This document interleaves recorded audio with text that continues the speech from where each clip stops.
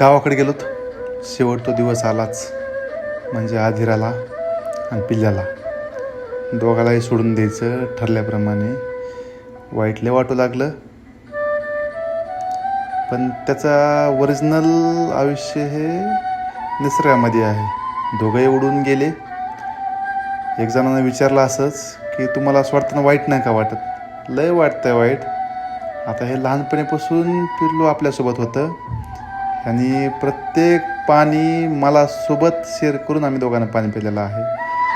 कोणतंही ह्याचं खाद्य माझ्याकडून ह्याने खाल्लेलं आहे. मनात दुःख तर लय असणार, कारण की आम्ही सगळ्यांसोबत जेवणे केलेले, 1 वर्ष सोबत होतो. वाईट वाटतंय पण पर्याय नाही, कारण की ह्याची जागा वर निसर्गामध्ये आहे. प्रत्येक क्षणाला आठवतंय. कसं तरी वाटू लागलं सोडता वेळेस, पण लय लांब गेला नाही. लगेच परत आला खिडकीवर बसला, लेकराला मधून बघायला लागला. लेकर घरात होते. लय कसं तरी वाटायला लागलं. पुन्हा पाण्यासाठी बाथरूमपाशी गेला.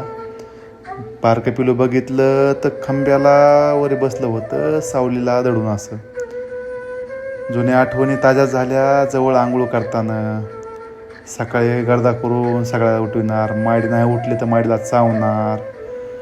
ठीक आहे, काय नाही, हे बी दिवस जातील. पण दिवस छान गेले आदिरासोबत.